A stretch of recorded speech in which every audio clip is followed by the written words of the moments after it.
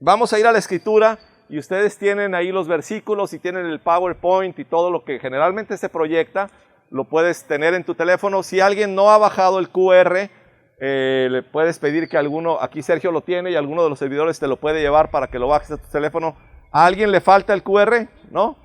Aquí, bueno, ahorita se los van a hacer llegar y mientras les hacen llegar el QR, vamos a ir a la escritura. Y hace 8 días estuvimos en los capítulos 4 y 5 del libro de los jueces y hoy vamos a estar en los capítulos 6 y 7 del libro de los jueces, en una de las que es, una de las historias más fascinantes de la Biblia y que yo creo que el Espíritu de Dios la ha puesto hoy aquí para todos nosotros, porque creo que es algo que nos va a hacer mucho bien y aún escuchando a la chata, creo que Dios tiene todo esto en sus planes.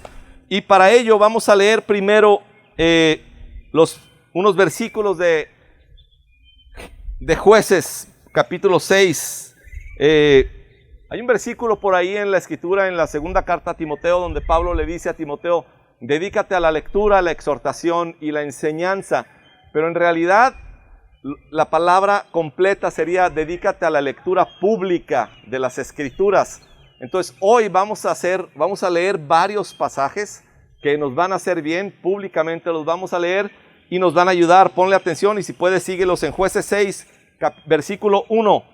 Los israelitas hicieron lo que ofende al Señor, y Él los entregó en manos de los madianitas durante 7 años. Era tal la tiranía de los madianitas que los israelitas se hicieron escondites en las montañas, en las cuevas y otros lugares de refugio.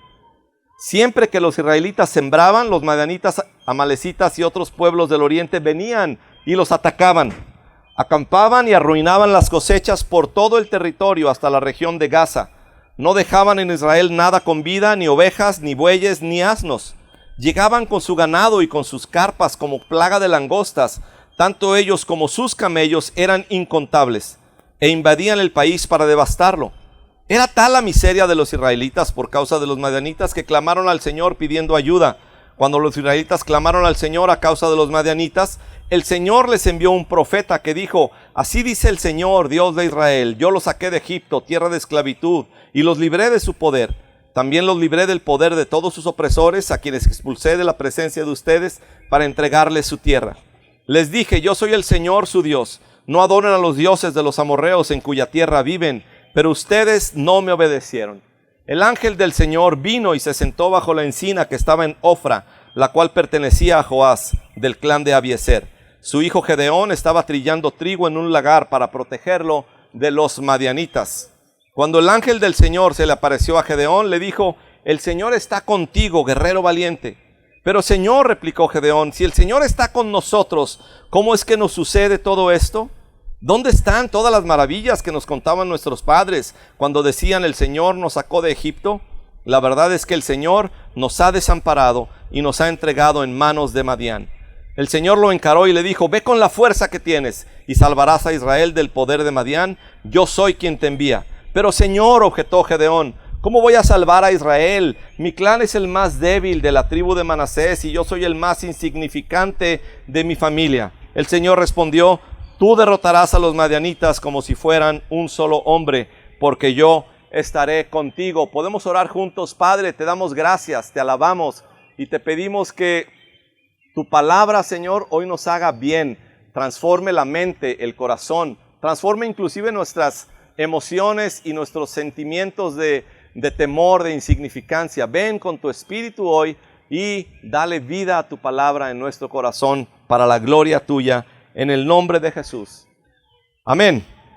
Entonces, nuevamente, los israelitas habían vuelto a caer en el mismo círculo hace 8 días y creo que lo tienes ahí en tu QR. Los israelitas, en el tiempo de los jueces, los israelitas vivían una especie de ciclo donde se rebelaban delante de Dios, adoraban a los dioses paganos y después Dios enviaba a un ejército opresor, en este caso los madianitas. Hace 8 días con Débora y Barak era Javín, el rey cananeo, y el jefe del ejército Sísara, y estos pueblos llegaban y los oprimían por años. Y una vez que estaban oprimidos por años, clamaban al Señor, que es la siguiente parte del círculo, y el círculo culminaba con Dios trayéndoles liberación a través de uno de los jueces o uno de estos caudillos, y Dios mostrando su poder a favor de su pueblo. Pero luego volvían al mismo círculo. Después de ser liberados, volvían a rebelarse delante de Dios, volvían a ser oprimidos, volvían a clamar a Dios, y Dios volvía a liberarlos. Y ese ciclo se repite en el libro de los jueces, si me acuerdo bien, 14 veces, ¿sí?, en la historia de Israel. Y algunos llaman este periodo de Israel el periodo oscuro. Y tenemos que recordar que el periodo de los jueces es un periodo entre grandes avances y milagros que Dios hizo a través de Josué en la entrada a tomar posesión de la tierra prometida, y tiempo después, cuando vino la monarquía, a través de David. Entonces, pero ellos son un tiempo donde están generalmente oprimidos. En este caso, Israel tenía 40 años oprimido después de la liberación que Dios había traído a través de Débora, Barak, su ejército de 10,000 personas, y Jael, que fue la que dio la estocada final en las sienes de Sísara.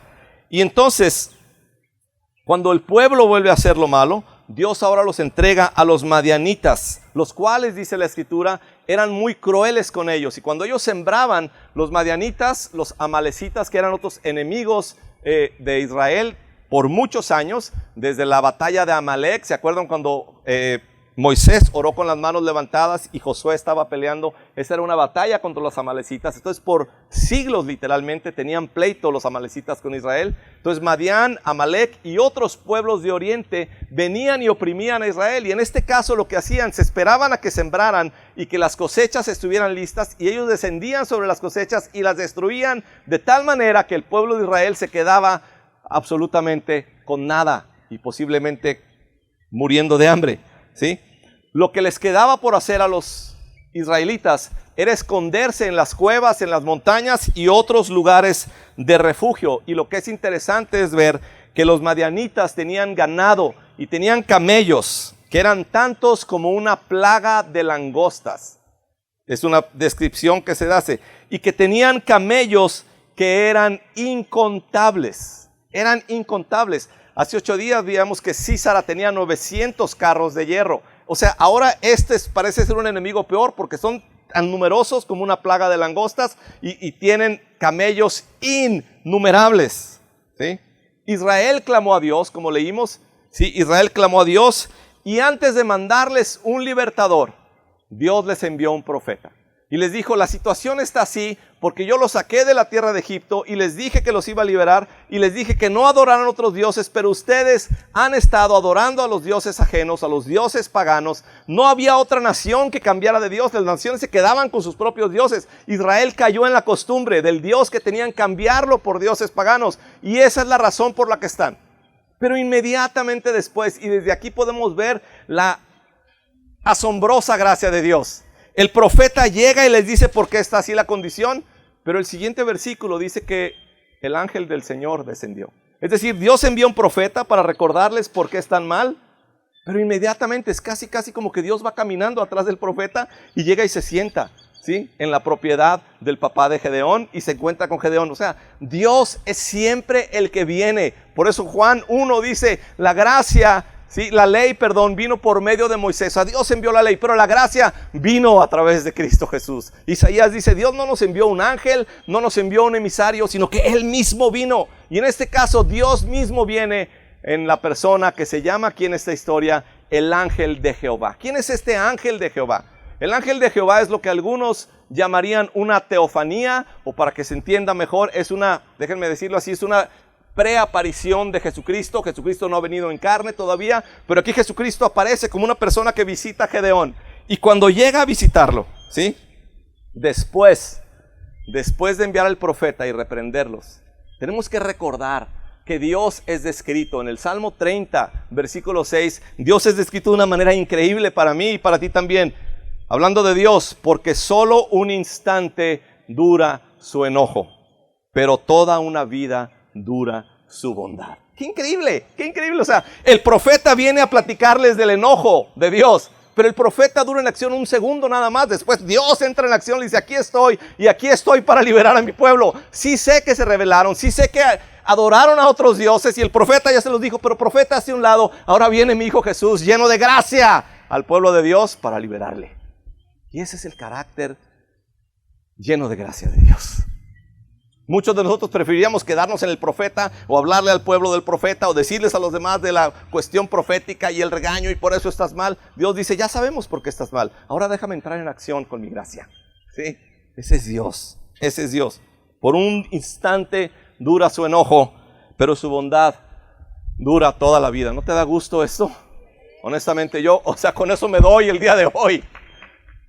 Un instante contra toda una vida.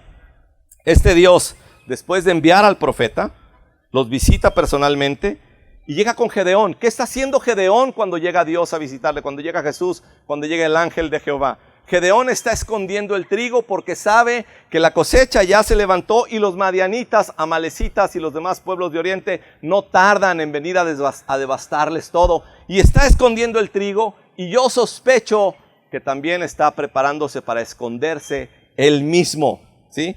Y cuando Dios llega con Gedeón, estas son las palabras de Dios a Gedeón. Hey, el Señor está contigo, guerrero valiente. Ahora, honestamente, se los digo, yo esta mañana cuando estaba orando por esa frase, el Señor está contigo, guerrero valiente, a mí me empezó a dar risa.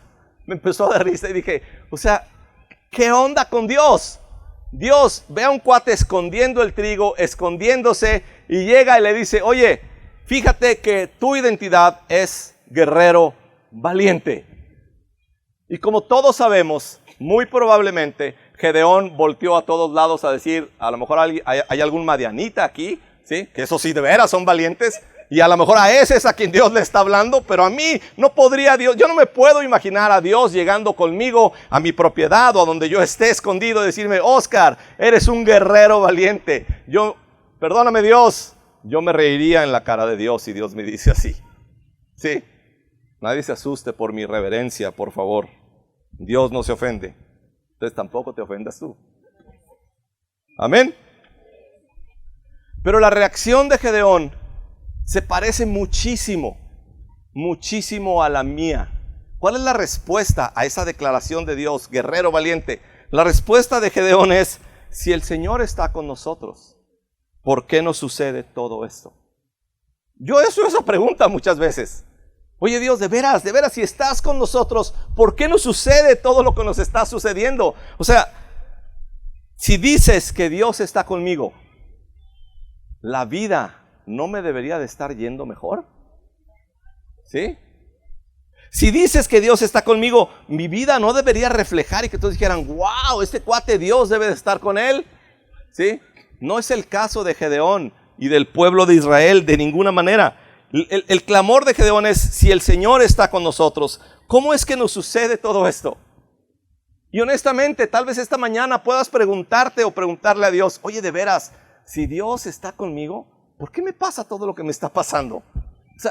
Si tú dices que Dios está conmigo, ¿realmente has visto mi vida? ¿Cómo está? ¿Dónde están? Dice Gedeón, ¿dónde están todas las maravillas que nos contaban nuestros padres cuando decían, el Señor nos sacó de Egipto? La verdad es que el Señor nos ha desamparado y nos ha entregado en manos de Madián. En otras palabras, tú, ángel del Señor, no estás diciendo la verdad, porque la verdad es que Dios nos ha desamparado. Esa es la verdad. Y te digo una cosa, tampoco por esto Dios parece ofenderse. Porque en otras palabras, deja que tu imaginación santa cruce tantito una rayita, no muy lejos, pero en otras palabras, Gedeón, le está diciendo a Dios mentiroso. La desesperación de un hombre dice, Dios, no, en este caso no estás diciendo la verdad, Dios, porque a mí toda la vida me han dicho que Dios está con nosotros. En la sinagoga me lo dijeron, en Fuente Kids me lo han dicho, Dios está con nosotros, pero no es lo que parece en la realidad.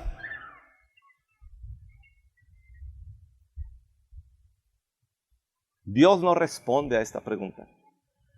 Si en ocasiones te sorprende que Dios no responda a tus preguntas, es parte del carácter de Dios y es parte de la prerrogativa de Dios. Que te digo una cosa, Dios es soberano y Dios no está obligado a contestar mis preguntas. ¿Sabías eso? Dios no está obligado, no tiene ninguna obligación. ¿Sí? A Job nunca le contestó sus preguntas. Job nunca supo. Job supo que le fue como en feria, ¿sí? Y que lo revolcaron, pero nunca supo el por qué. Lo único que Job supo es que tuvo un nuevo conocimiento de Dios. Y con eso fue suficiente. Amén. Dios no le contesta su pregunta. Muchas veces no responde. Lo que nada más le dice es: ve con tu fuerza, porque yo, Yahweh, yo, Jehová, yo soy el que soy. ¿Te acuerdas de Moisés, que lo envié y liberó a Egipto, y por eso ustedes llegaron aquí a esta tierra prometida? Es el mismo, soy yo, soy Yahweh, te estoy enviando, Gedeón. La respuesta de Gedeón es muy conocida por algunos, pero lo que Gedeón le dice es que él, Gedeón mismo, es el más insignificante. Palabras que a lo mejor no nos gustaría que nos describa a ninguno de nosotros. Pero esto es lo que dice Gedeón. Oye, Señor, mi clan, o sea, mi grupo familiar, es el más débil de la tribu de Manasés. Que dicho sea de paso, la tribu de Manasés en realidad no eran hijos de Jacob, eran hijos de José, y por eso Dios les dio la bendición de convertirse a Efraín, y Manasés una tribu, y de hecho media tribu se había quedado del otro lado del Jordán. Ahora que están de este lado del Jordán, media tribu. O sea, Señor, yo soy de Manasés, ¿sí? O sea, es como si Gedeón dijera: Señor, yo soy de Ocotlán. Nadie es de Ocotlán, ¿verdad? Si eres de Ocotlán, dijo: qué hermosa estás, es una metrópoli increíble. Me impresiona el desarrollo que hay en Ocotlán. Nadie es de Ocotlán, ¿verdad? Ok. O sea, lo que está diciendo: mi clan, mi grupo familiar, mi apellido, Señor, ¿sí? Mi apellido no es de alcurnia, al contrario, mi clan es el más débil. Y de hecho, es el más débil en esta tribu que se llama Manasés. Pero no nada más eso, Dios. En ese grupo de una tribu débil, del clan más débil, yo, Dios, soy el más insignificante. Mi clan es el más débil de la tribu de Manasés. Es decir, lo que Gedeón está diciendo es esto, familia. Gedeón está diciendo: Dios, yo soy lo menos de lo menos de lo menos.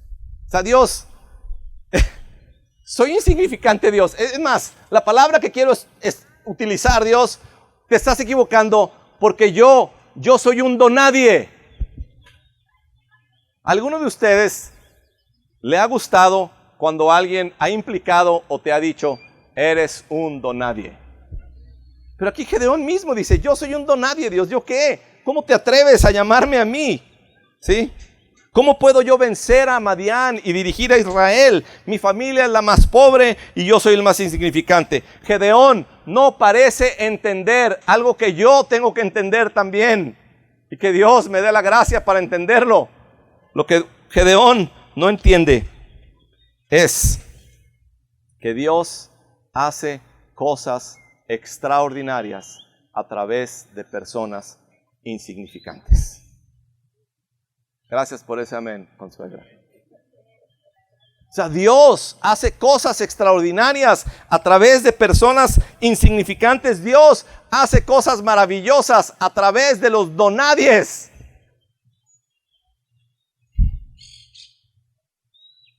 Parecería que la respuesta de Dios es esta: Gedeón, no sé si tú sepas que yo conozco a la tribu de Manasés. De hecho, yo la conozco, sé quiénes son los de Manasés. Es más, Gedeón, conozco el clan o el grupo familiar del que vienes. Y de paso también sé que eres el más insignificante, Gedeón. O sea, no me estás contando ninguna novedad, mi querido Gedeón. Yo sé quién eres, ¿sí? Sé que tu familia es pequeña, sé que eres un donadie, pero por eso precisamente es que vengo a ti. Por eso precisamente Gedeón le está diciendo Dios: Gedeón, no utilices el argumento para decir: por esto que yo soy de Manasés, del clan más pobre, y soy el más insignificante, es por eso que Dios no puede usarme. No digas eso, ese argumento no funciona conmigo, Dios. Más bien, mi argumento es que precisamente por esa razón de que eres de esa tribu, de ese clan, y de esa insignificancia, por eso mismo es que quiero usarte. Dios hace cosas poderosas a través de los donadies. Dios hace cosas poderosas a través de los donadie. Si tú no me crees, aquí a una cuadra hay unas hamburguesas riquísimas que se llaman Reds. El día que me invites una, yo te puedo platicar cómo es que Dios hace cosas maravillosas. Una Champis. Sí.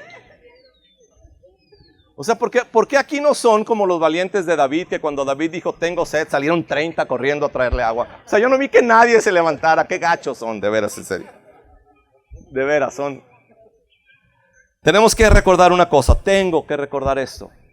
En las matemáticas de Dios, la idea en las matemáticas de Dios es que yo sea el más insignificante. Esa es la idea de Dios. Y Dios le dice a Gedeón, oye, yo estaré contigo y vas a vencer a Madián como un hombre. O sea, ¿los viste cómo tienen camellos? ¿Cómo son incontables? ¿Cómo son como langostas? ¿Sabes qué? Para ti, Gedeón, cuando yo te envío, para ti van a ser como uno solo. Como uno nada más. Es todo lo que tienes que pensar. Después de esto, como conocemos la historia, Gedeón le pide 3 señales a Dios. Primero le dice, ok, si eres Dios, te voy a creer. Si me esperas aquí, porque voy a ir por un sacrificio y te lo voy a traer. ¿Sí? El ángel del Señor trae una vara y con eso le enciende fuego. Dice, ¿ya crees? Pues no, Dios, la verdad me ayudaría un poquito si mañana en la mañana yo saco un vellón y todo el piso está seco y todo el vellón se fue con el rocío que está mojado. Y entonces te voy a creer. O sea, ¿tú le crees a Gedeón? Dios tampoco. ¿Sí? Y ya lo vi y dice, wow, Dios, por favor perdóname que te vuelva a hacer otra petición. Ahora le hacemos al revés, Dios, que el vellón amanezca seco y todo el piso mojado por el rocío. ¿Eso quieres? Eso tienes. Dios le da las 3 señales fielmente, pero Gedeón sigue sin creer. Pero algo sucede importantísimo en nuestra historia de hoy.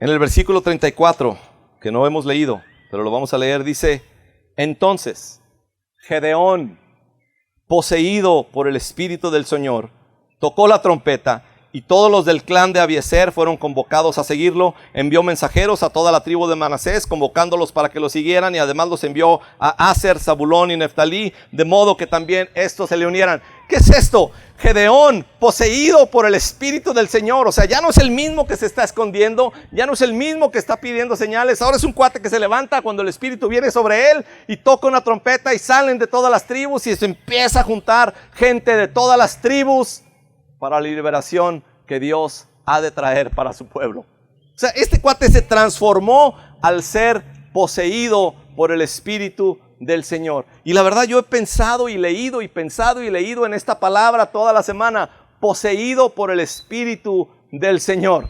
Generalmente, cuando yo oigo la palabra poseído, yo pienso en alguien poseído por un demonio. Y cuando te dicen, este cuate estaba poseído, bueno, no pues, pero no, nadie, pues, va a guardar la mano. Nadie. Cuando alguien está poseído por un demonio, ¿qué tipo de cosas se escuchan? ¿Escuchamos cosas como que no tiene control de sí mismo? ¿Sí? Si está poseído por un demonio, escuchamos que habla diferente y era una jovencita bien linda, así, y dices, wow, o sea, ¿qué le pasó a esta, no? Sí, le cambió la voz completamente. Pensamos en alguien que tiene una fuerza más que humana. He escuchado personas que han realizado liberaciones a personas endemoniadas, ¿sí? Y los he visto también, y tienen una fuerza extraordinaria y hacen cosas más allá que sus fuerzas. Y hacen cosas más allá de lo que es normal cuando están poseídos. Pero en este caso, el que lo está poseyendo es el Espíritu del Señor. Y yo digo, Señor, que vengan días a mi vida y a sus vidas y a la vida de nuestra iglesia donde quedemos poseídos por el Espíritu del Señor, para que hagamos cosas más allá de nuestras fuerzas, para que hagamos cosas que sean sobrenaturales, ¿sí? Para que quedemos irreconocibles por la venida del Espíritu y la llenura del Espíritu de Dios, para que nos sepamos poseídos, es decir, somos posesión del Espíritu de Dios. No soy mío, y como dice Pablo a los Corintios, ustedes no son vuestros, sus cuerpos fueron comprados. Entonces, Dios, queremos vivir poseídos por tu Espíritu Santo. Y este Gedeón, poseído por el Espíritu Santo, es el mismo que estaba escondiéndose, pero ahora agarra la trompeta y llama a todas las tribus a reunirse para la batalla contra Madián. Y pasamos al capítulo 7. Jerubbaal, es decir, Gedeón, le cambiaron el nombre porque destruyó una estatua de Baal. Jerubbaal, es decir, Gedeón, y todos sus hombres se levantaron de madrugada y acamparon en el manantial de Jarod. El campamento de los madianitas estaba al norte de ellos, en el valle que está al pie del monte de Moré. El Señor le dijo a Gedeón: tienes demasiada gente para que yo entregue a Madián en sus manos. Escucha esta frase: a fin de que Israel no vaya a jactarse contra mí y diga que su propia fortaleza lo ha librado. Anúnciale ahora al pueblo, cualquiera que esté temblando de miedo, que se vuelva y se retire del monte de Galad. Así que se volvieron 22,000 hombres y se quedaron, ¿cuántos? 10,000. Pero el Señor le dijo a Gedeón: todavía hay demasiada gente.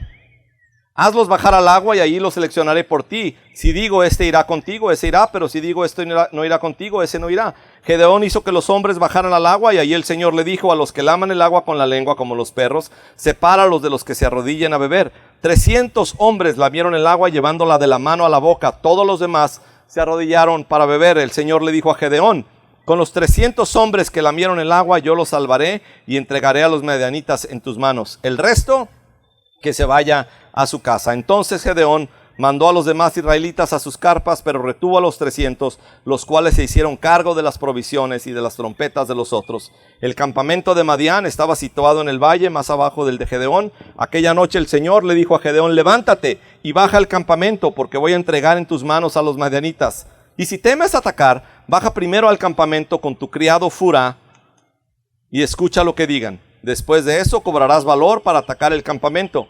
Así que él y Furá su criado bajaron hasta los puestos de los centinelas en las afueras del campamento. Los madianitas, los amalecitas y todos los otros pueblos del oriente que se habían establecido en el valle eran numerosos como langostas. Sus camellos eran incontables como la arena a la orilla del mar. Gedeón llegó precisamente en el momento en que un hombre le contaba su sueño a un amigo. Tuve un sueño, decía, en el que un pan de cebada llegaba rodando al campamento madianita y con tal fuerza golpeaba una carpa que ésta se volteaba y se venía abajo. Su amigo le respondió: esto no significa otra cosa que la espada del israelita Gedeón, hijo de Joás. Dios ha entregado en sus manos a los madianitas y todo el campamento. Cuando Gedeón oyó el relato del sueño, su interpretación, se postró en adoración. Luego volvió al campamento de Israel y ordenó: levántense, el Señor ha entregado en manos de ustedes el campamento madianita.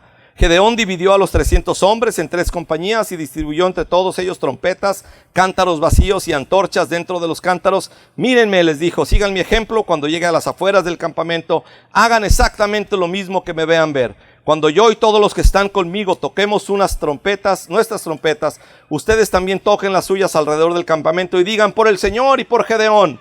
Gedeón y los 100 hombres que iban con él llegaron a las afueras del campamento durante el cambio de guardia, cuando estaban por comenzar el relevo de medianoche. Tocaron las trompetas y estrellaron contra el suelo los cántaros que llevaban en sus manos. Las 3 compañías tocaron las trompetas e hicieron pedazos los cántaros. Tomaron las antorchas en la mano izquierda. Sosteniendo en la mano derecha las trompetas que iban a tocar, gritaron: desenvainen sus espadas por el Señor y por Gedeón. Como cada hombre se mantuvo en su puesto alrededor del campamento, todos los madianitas salieron corriendo y dando alaridos mientras huían. Al sonar las 300 trompetas, el Señor hizo que los hombres de todo el campamento se atacaran entre sí con sus espadas, y el ejército huyó hasta Bet-Sitá, en dirección de Sererá, hasta la frontera de Abel Meholá, cerca de Tabat. Entonces se convocó a los israelitas de Neftalí y Aser y a toda la tribu de Manasés, y estos persiguieron a los madianitas por toda la región montañosa de Efraín. Gedeón envió mensajeros que decían: desciendan contra los madianitas y apodérense antes que ellos de los vados del Jordán hasta Bet-Bará. Se convocó entonces a todos los hombres de Efraín, y estos se apoderaron de los vados del Jordán hasta Bet-Bará. También capturaron a Oreb y Zeb, los dos jefes midianitas. A Oreb lo mataron en la roca de Oreb y a Zeb en el lagar de Zeb. Luego de perseguir a los midianitas, llevaron la cabeza de Oreb y de Zeb a Gedeón, que estaba al otro lado del Jordán. Increíble historia.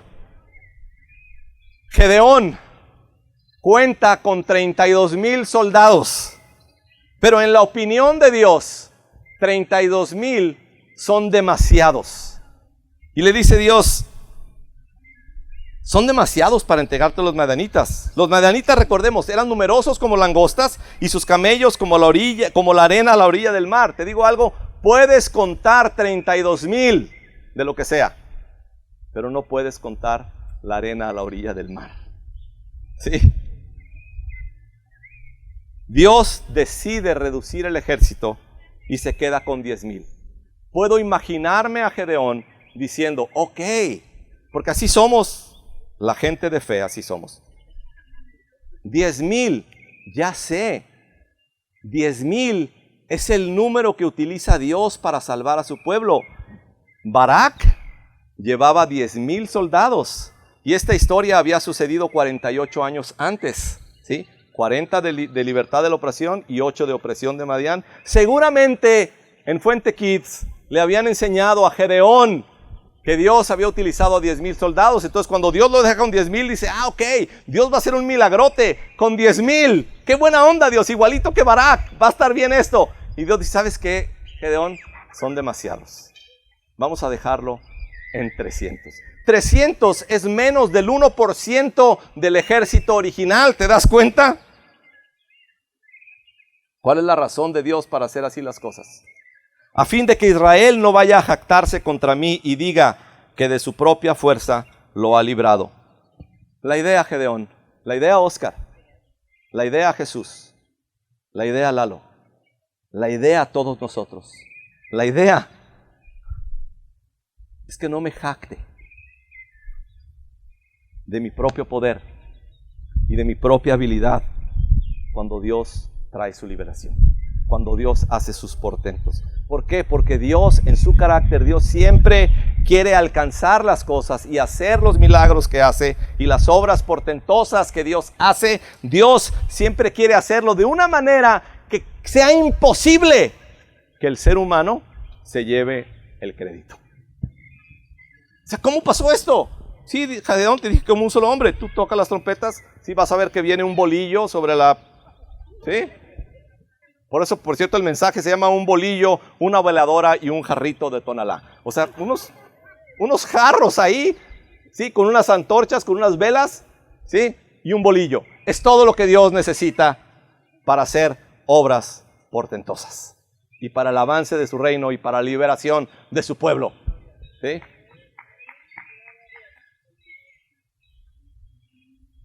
A fin de que Israel no se jacte. Eso es lo que necesito. La idea, familia, la idea es depender más de Dios y depender menos de los hombres. La idea es una dependencia absoluta de Cristo Jesús y nada de dependencia en mí mismo, en mi carácter, en mis habilidades, en mis obras, etcétera, etcétera. Esa es la idea de Dios. No sabemos exactamente a qué, al menos yo no sé, ¿sí? ¿A qué se refiere con el corte de personal que Dios hizo de 32,000 a 300? Primero dice los que tengan temor que se vayan y se van 22,000, ¿sí? Y podemos hablar mucho de etcétera. Honestamente, yo creo que delante de Dios, se los digo honestamente, delante de Dios el problema no es tener temor. El problema es cómo manejamos el temor. Si fuera porque tengo temor, o sea, honestamente, yo no me levantaría de la cama en la mañana ni un día de la semana. El reto es cómo enfrento el temor. Y Dios no quería en el ejército gente que no supiera manejar el temor. Está bien tenerlo, ¿sí? ¿Cómo lo manejamos? Y lo otro es los que tomen el agua de cierta manera y podemos hacer toda una historia teológica de que los que tomaron con la mano y les hincaron. Yo, honestamente, yo no sé. Si alguien lo entiende, platícaselo a otro, yo no tengo ganas de escucharlo. Pero lo que sí podemos ver es que para Dios puede hacer las cosas no por la cantidad de personas, sino a través de personas con ciertas características. Eso es lo que Dios está queriendo comunicar aquí. Dios puede, familia, escuchen esto por favor. Dios puede salvar con 10,000, porque son los que usó con Débora y Barak. Dios puede salvar con 300, porque son los que usó con Gedeón. Y si sigues leyendo el libro de los Jueces, Dios puede salvar con 1, que es Sansón. Ese es Dios. Y cuando yo digo, 10,000, ok, el número de Dios o el número del cielo, yo no entiendo esa numerología, honestamente, no la entiendo. ¿Sí? Yo sé que 2 más 2 son 4, es suficiente para vivir. Pero los números de Dios, o sea, 10,000, dice Dios, en este caso quise usar 10,000, hoy quiero usar 300, hoy quiero usar 1. ¿Sí? Nosotros los hombres, y sobre todo los pastores, decimos, ok, esa es la estrategia. Gedeón, ¿qué estrategia tienes? La estrategia que tengo, primero es esconderme. No, pero ya que Dios te habló, ok, ya que Dios me habló, es tener un bolillo, una veladora y un jarrito de tonalá. ¿Y después qué vamos a hacer? No sé, porque Dios no me ha dicho. Tremendo estratega, ¿sí? Tremendo líder así, o sea, el cuate que wow, impresiona a cualquiera. No. Dependencia absoluta de Dios. No era con espada, no era con ejército. Era a través de un hombre poseído por el Espíritu del Señor. Amén. Esa es la clave. Si te das cuenta, Gedeón pidió 3 señales, las dijimos, quédate aquí, voy por el sacrificio, el vellón seco y el vellón mojado. Pero ninguna de las 3 le convencieron. Y es como si Dios dijera, está bien, yo soy un Dios fiel y te amo, te voy a dar las señales. Pero Gedeón, espérame tantito, ahora déjame yo darte una señal. Baja al campamento y cuando llegues tú vas a saber lo que está pasando. Y cuando Gedeón baja, resulta que el cuate le está platicando el sueño al otro. Vi el bolillo descender sobre la tienda y lo destrozó. Y ese es Gedeón. Y Gedeón lo que hace es arrodillarse delante de Dios. Pero si te fijas en una cosa importantísima, y creo que es clave para nosotros, familia, importantísimo. Dios le dijo a Gedeón, he entregado a los madianitas en tu mano. Gedeón adora a Dios y va con el pueblo y los 300 y le dice, el Señor ha entregado a los madianitas en sus manos. Y he ahí la importancia, la relevancia de la unidad del cuerpo de Cristo. Dios no entrega nada más en un solo hombre. Gedeón pudo haber llegado con los 300 y decirle, oigan 300, prepárense ya, Dios dijo que yo soy el que los va y ya me los entregó. No, Dios lo entregó en las manos de todos. Y los nombres de los 300 no los conocemos, pero era un pueblo unido, un pueblo que rompió ¿cómo se llaman? Los jarritos de tonalá al mismo tiempo. Se encendieron 300 luces al mismo tiempo. ¿Sí? ¿Por qué? Porque el pueblo de Dios estaba unido para recibir la liberación de parte de Dios y que Dios fuera el que se llevara toda la gloria. Y que el pueblo dice, nosotros no hicimos absolutamente nada. Nada. Dios lo hizo como lo venció como si fuera un solo hombre. En ocasiones yo quiero pedirle señales a Dios y Dios es tan bueno conmigo que me las da, pero sigo sin creer. Y ahora lo que le estoy diciendo, Dios, dame las señales que tú quieras y que me convenzan, y entonces sí me aviento a lo que tú me digas, Señor. Sí. El vellón es la tradición cristiana. Vamos a sacar el vellón a ver si o no. Está bien, lo puedes usar, pero déjame adelantarte, es posible que ni eso te convenza en la fe, hasta que Dios manda su señal. Dios manda su señal y esa es inconfundible. Es la manera de actuar de Dios. Cuando Dios quiere que 2 millones de personas crucen un mar, dice, oigan, ¿dónde está el cuate que traía una vara? Moisés. O sea, Dios no dice, oigan, traigan unos ingenieros, hagan un puente, o uno como lo que hicieron los europeos por abajo del mar. No, lo que necesitamos para cruzar 2 millones es un hombre con una vara. Cuando Dios quiere mostrar que es Dios ante 400 profetas de Baal, dice, vamos a hacer un sacrificio, pero ¿sabes qué? Espérate, no lo prendas todavía, primero mójalo, porque quiero enviar mi fuego y que queme hasta el agua también. Cuando Dios quiere alimentar a 20,000 personas, porque la alimentación de los 5,000, ¿sí? Este maestro D.A. Carson dice en sus cálculos que cuando dice la escritura en el evangelio que son 5,000 los alimentados, en realidad eran 20,000. Cuando Dios quiere alimentar a 20,000 personas, Dios contrata a 12 meseros, ¿sí? Y los meseros preguntan, ¿y cuál es el menú? Traigan a un muchacho que tiene 5 pedazos de pan y 2 pescados. Y por cierto, ya que terminen, recojan todos y va a haber 12 cestas, porque yo quiero que cada mesero se lleve una cesta para su casa. Ese es Dios. Ese es Dios. Nada limitado. Pero todo esto que les estoy platicando Todo esto es increíble, la historia de Gedeón es increíble. A mí me apasiona la historia de Gedeón. Pero todo esto no es otra cosa sino un pequeño reflejo de la verdadera historia de la Biblia. La verdadera historia de la Biblia dice Isaías 9:6: porque nos ha nacido un niño, se nos ha concedido un hijo. La soberanía va a reposar sobre sus hombros y se le darán estos nombres: Consejero admirable, Dios fuerte, Padre eterno, Príncipe de paz. Oscar, ya te mareó el calor, porque si estamos en mayo, sacas el versículo de las tarjetas de Navidad.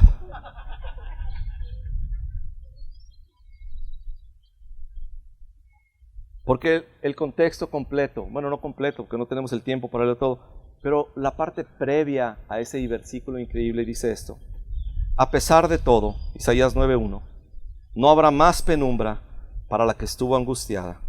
En el pasado Dios humilló a la tierra de Zabulón y a la tierra de Neftalí, pero en el futuro honrará a Galilea, tierra de paganos, o Galilea de los gentiles, como se conocía también en tiempos de Jesús. En el camino al mar, al otro lado del Jordán, el pueblo que andaba en la oscuridad ha visto una gran luz. Sobre los que vivían en densas tinieblas, luz ha resplandecido. Tú has hecho que la nación crezca, has aumentado su alegría, y se alegran ellos en tu presencia, como cuando recogen, ¿qué? La cosecha. Antes no podían recoger una cosecha, ahora recogen la cosecha. Como cuando reparten el botín. Ciertamente, tú has quebrado, como en la derrota de Madián, el yugo que los oprimía, la barra que pesaba sobre sus hombros, el bastón de mando que los subyugaba, todas las botas guerreras que resonaron en la batalla y toda la ropa teñida en sangre serán arrojadas al fuego, serán consumidas por las llamas, porque nos ha nacido un niño y se nos ha concedido un hijo. La soberanía reposará sobre sus hombros y se le dará esos nombres: Consejero admirable, Dios fuerte, Padre eterno, Príncipe de paz. Cuando Dios quiso liberar a Israel, utilizó a 300 hombres con un bolillo, una veladora y un jarrito de tonalá.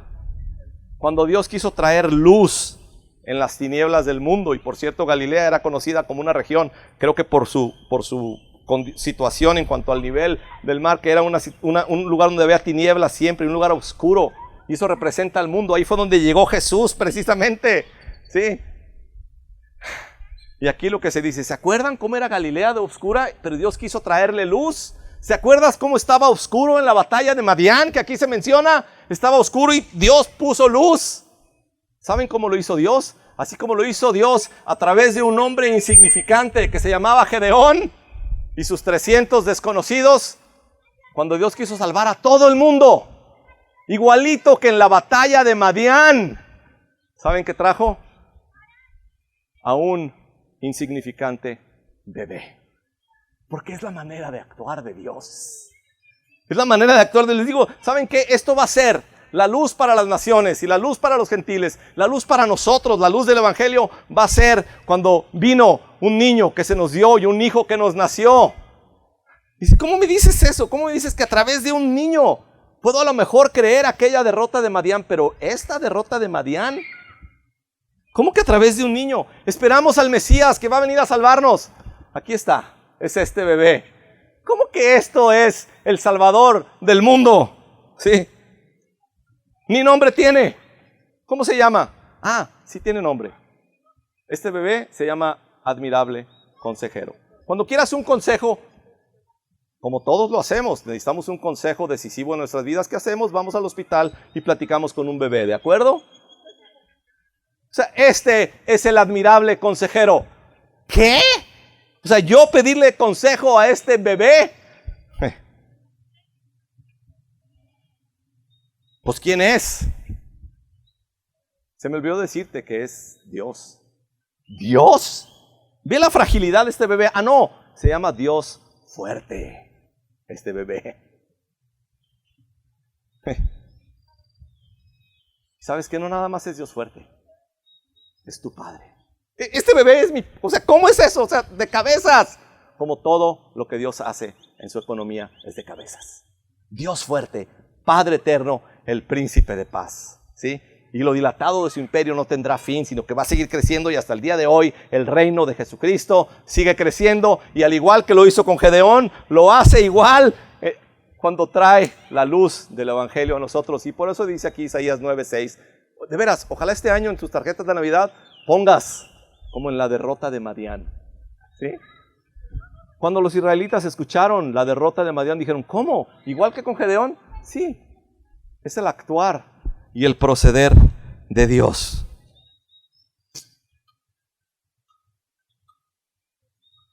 Así como Gedeón, familia, vio reducido su ejército por Dios, y Dios permitió que guiara a su pueblo un líder temeroso, un líder sin ninguna estrategia. Así es como Dios se exalta a sí mismo, a través de las personas que parecen las más insignificantes y de los ejércitos que parecen los más debilitados. Ese es Dios, querida familia. ¿Cómo te sentías hace 8 años, chata, cuando te aventaste con Fuente Kids? Dios hace las cosas, porque eso es lo que Dios necesita. Porque el Señor, nuestro Dios, es misericordioso para trabajar con gente que es menos que lo ideal. Gente que como Gedeón necesitan una y otra señal de ánimo y que no tienen el valor para actuar y atacar inmediatamente. Por eso le dijo Dios, si tienes miedo de atacar, no te preocupes, ve y vas a ver el sueño. Entiendo que tienes miedo. Así es como Dios actúa. Y por eso, familia, si tienes temores en lo que Dios está poniendo delante de ti, si tienes temores, y si tienes dudas, y si tienes desánimo, si te alcanza para una malteada, te platico de desánimo después de la hamburguesa Reds. Si tienes dudas, temores y desánimo, quiero decirte, no estás descalificado para participar en los propósitos gloriosos de Dios. No te descalifica eso. Parece que es al contrario. Sí. Gedeón es un líder ansioso, lleno de temores y de dudas, pero es a quien Dios escogió. Un bebé no parecería que eso es lo que va a salvar a la humanidad, pero es lo que Dios escogió. Este bebé es Dios fuerte, Padre eterno, príncipe de paz. Para terminar, ¿cuál sería, familia, para nosotros la aplicación de todo esto? Para nosotros aquí hoy, en Fuente de Vida, ¿cuál es la aplicación de todo esto? Quiero decirte con mucho respeto, cariño, amor, si eres un donadie, ¿por qué nadie dice amén? En serio, ¿por qué no dicen, si eres, vamos a una prueba, ¿no? Si eres un donadie, presente.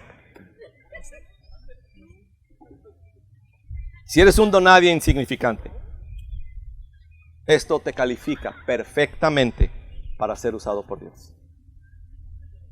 Ahora sí, en serio, digan amén a eso. Un donadie insignificante, poseído por el Espíritu del Señor, puede hacer obras portentosas. Por eso a mí me urge ser poseído por el Espíritu del Señor. Por eso busco la presencia, la obra, la unción, el poder, el derramamiento del Espíritu de Dios en mi vida todos los días. Si eres un donadie, no estás descalificado. Un donadie poseído puede hacer obras portentosas. Y número 3, un ejército reducido. Un ejército reducido, como lo es el día de hoy, Fuente de Vida. ¿Saben ustedes que en los últimos 3 o 4 años nuestro ejército se ha visto reducido más o menos en 70%? Somos un ejército reducido. Somos un ejército reducido. Pero no es motivo de vergüenza, es motivo de dependencia y de buscar la posesión del Espíritu de Dios. Pero un ejército reducido puede ganar victorias muy poderosas, pero Dios reduce el ejército para que no nos jactemos de que fue hecho por nuestro poder. Amén. Quiero cerrar con unos últimos versículos. En serio, si no me has escuchado nada hasta ahorita, te ruego que me escuches esto. Es el apóstol Pablo tomando esta idea de Gedeón y tomando esta idea de Isaías y de la derrota de Madián y del bebé insignificante. Y nos escribe el apóstol Pablo a nosotros hoy. Hermanos, versículo 26 del capítulo 1. Hermanos, consideren su propio llamamiento. No muchos de ustedes son sabios, según criterios meramente humanos. Ni son muchos los poderosos, ni muchos los de noble cuna. Pero Dios escogió lo insensato del mundo para avergonzar a los sabios. Y escogió lo débil del mundo para avergonzar a los poderosos. También escogió Dios lo más bajo y despreciado. Y Dios escogió lo que no es nada para anular lo que es, a fin de que en su presencia nadie pueda jactarse. Pero gracias a Él, ustedes están unidos a Cristo. Dice, ustedes no solamente son adeptos de una congregación o miembros de una iglesia, o son gente que va el domingo al parque. No, ustedes son personas que están unidos en Cristo. Y de hecho me gusta un poquito más la otra traducción que dice, ustedes están en Cristo. No nada más están pegados en Cristo, están así metidos en Cristo. Ustedes están en Cristo. A quien a este Cristo, Dios ha hecho nuestra sabiduría. Es decir, Dios ha hecho a Cristo nuestra justificación, nuestra santificación y nuestra redención. Para que, como está escrito, si alguien ha de gloriarse, que se gloríe en el Señor.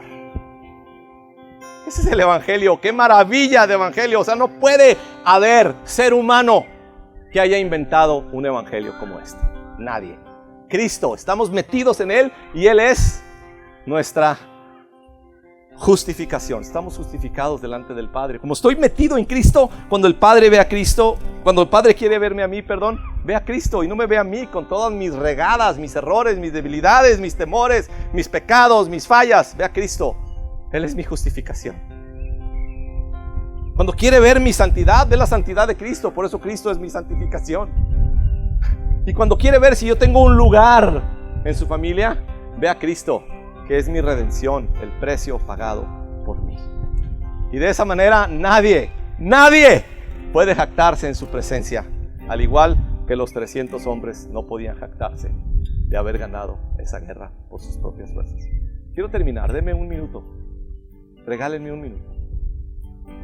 Si estás de pie, quiero pedirte que te sientes, porque vamos a hacer algo. Es más, yo me voy a sentar también. ¿Me prestas una silla, Felipe? ¿Pero tú? O sea, estos versículos de Corintios dicen algo acerca de nosotros. Gracias, Felipe.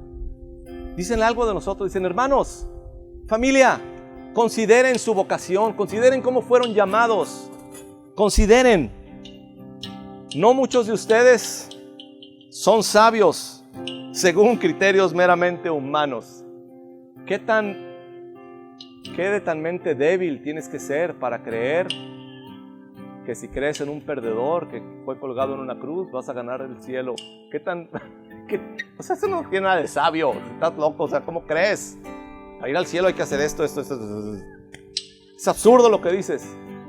Por eso dice, ustedes no son sabios. Es más, si te crees sabio no te conviene. Según criterios meramente humanos, ni muchos de ustedes los poderosos, ni muchos los de noble cuna. ¿Se han dado cuenta cómo en Guadalajara, a las familias de Guadalajara les encantan los apellidos esos triples apellidos? O sea, no se apellidan Ramírez Sánchez, se apellidan Ramírez Sánchez Medrano, ¿sí? O sea, tienes que tener un nombre así, de noble cuna, ¿verdad, Lalo? ¿Sí o no? El doctor no se llama Juan Martínez, no vas con Juan Martínez, tienes que ir con Juan Martínez Serrano. ¿Sí? ¿Te has dado cuenta de eso? Nos encanta en esta ciudad. Dice aquí, ustedes en esta comunidad, yo no veo, dice Dios, que alguno sea de noble cuna o alguno es de noble cuna. Y si eres de noble cuna, déjame verte, dice Dios, que no muchos son de noble cuna. Ni son muchos los poderosos, ni muchos los de noble cuna. Quiero invitarte a que hagas esto. Y no lo hagas por hacerme sentir bien a mí, ¿sale? De veras, yo me siento bien hoy. No necesitamos que me hagas sentir bien. Pero al leer esta lista, si te identificas con alguna de estas descripciones, yo quiero animarte a que te pongas de pie. Y si te identificas con más de una, que des un paso para acá y te acerques. Y si son 2 o 3, que llegues hasta acá. Pero esto es lo que dice: A este tipo de personas Dios escogió en Cristo Jesús. Prepárense con valor. No lo hagan por mí. Dios escogió a lo insensato del mundo para avergonzar a los sabios. Si te consideras en esa categoría, adelante. Dios escogió a lo insensato del mundo para avergonzar a los sabios. O sea, estos son considerados insensatos en este mundo. Y Dios escogió a lo débil del mundo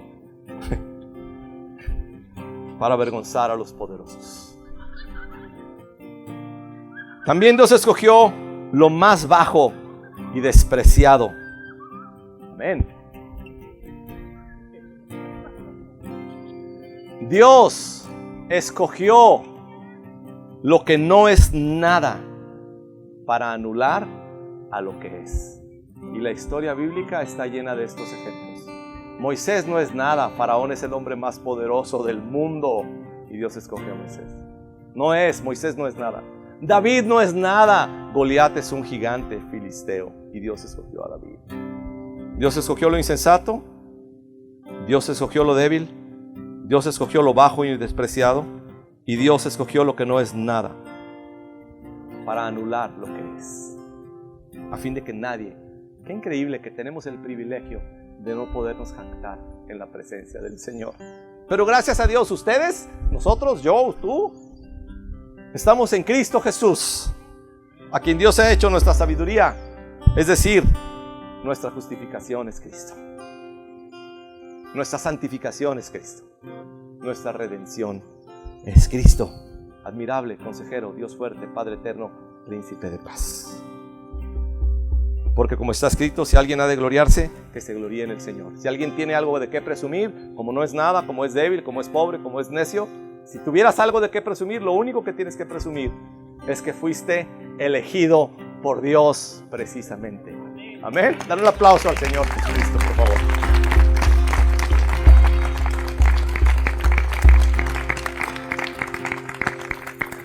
Familia,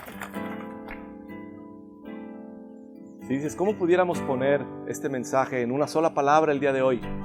Esa palabra es gracia. Amén. Y es gloria para Cristo. Dale un aplauso al Señor. ¿Sale? Gracias. ¿Podemos orar, por favor?